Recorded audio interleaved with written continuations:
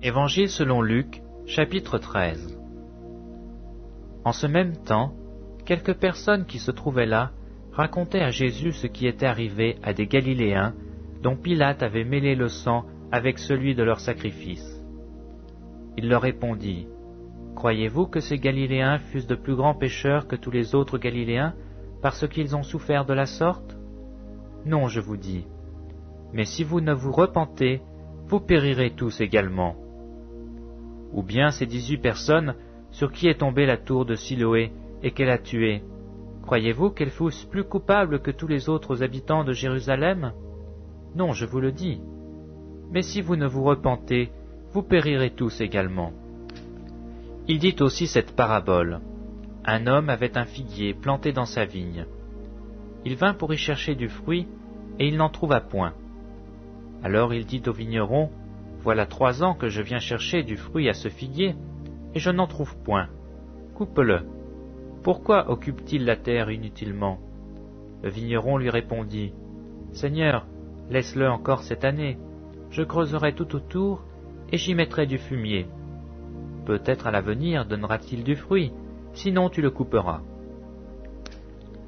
Jésus enseignait dans une des synagogues le jour du sabbat.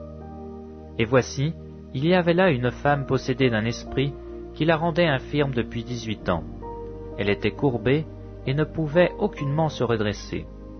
Lorsqu'il la vit, Jésus lui adressa la parole et lui dit, « Femme, tu es délivrée de ton infirmité. » Et il lui imposa les mains. À l'instant, elle se redressa et glorifia Dieu. Mais le chef de la synagogue, indigné de ce que Jésus avait opéré cette guérison un jour de sabbat, dit à la foule, « Il y a 6 jours pour travailler. Venez donc vous faire guérir ces jours-là, et non pas le jour du sabbat. » « Hypocrite, lui répondit le Seigneur, est-ce que chacun de vous, le jour du sabbat, ne détache pas de la crèche son bœuf ou son âne pour le mener boire? Et cette femme, qui est une fille d'Abraham, et que Satan tenait de lier depuis 18 ans, ne fallait-il pas la délivrer de cette chaîne le jour du sabbat? » Tant qu'il parlait ainsi, tous ses adversaires étaient confus, et la foule se réjouissait de toutes les choses glorieuses qu'il faisait. Il dit encore, « À quoi le royaume de Dieu est-il semblable? À quoi le comparerai-je? Il est semblable à un grain de sénévé qu'un homme a pris et jeté dans son jardin. Il pousse, devient un arbre, et les oiseaux du ciel habitent dans ses branches. » Il dit encore, « À quoi comparerai-je le royaume de Dieu? Il est semblable à du levain qu'une femme a pris et mis dans 3 mesures de farine pour faire lever toute la pâte. » Jésus traversait les villes et les villages, enseignant et faisant route vers Jérusalem. Quelqu'un lui dit, « Seigneur, n'y a-t-il que peu de gens qui soient sauvés? » Il leur répondit, « Efforcez-vous d'entrer par la porte étroite, car je vous le dis, beaucoup chercheront à entrer et ne le pourront pas. Quand le maître de la maison se sera levé et aura fermé la porte, et que vous, étant dehors, vous commencerez à frapper à la porte en disant, « Seigneur, Seigneur, ouvre-nous » il vous répondra, « Je ne sais pas d'où vous êtes. » Alors vous vous mettrez à dire, « Nous avons mangé et bu devant toi, et tu as enseigné dans nos rues. » Et il répondra, « Je vous le dis, je ne sais pas d'où vous êtes. Retirez-vous de moi, vous tous ouvriers d'iniquité. » C'est là qu'il y aura des pleurs et des grincements de dents, quand vous verrez Abraham, Isaac et Jacob, et tous les prophètes dans le royaume de Dieu, et que vous serez jetés dehors.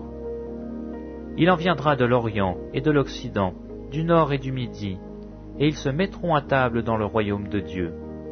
Et voici, il y en a des derniers qui seront les premiers, et des premiers qui seront les derniers. Ce même jour, quelques pharisiens vinrent lui dire, « Va-t'en, pars d'ici, car Hérode veut te tuer. » Il leur répondit, « Allez et dites à ce renard, voici, je chasse les démons, et je fais des guérisons aujourd'hui et demain, et le 3e jour j'aurai fini. Mais il faut que je marche aujourd'hui, demain, et le jour suivant, car il ne convient pas qu'un prophète périsse hors de Jérusalem. Jérusalem, Jérusalem, qui tue les prophètes et qui lapide ceux qui te sont envoyés. Combien de fois ai-je voulu rassembler tes enfants, comme une poule rassemble sa couvée sous ses ailes, et vous ne l'avez pas voulu. Voici, votre maison vous sera laissée, mais je vous le dis, vous ne me verrez plus, jusqu'à ce que vous disiez, béni soit celui qui vient au nom du Seigneur.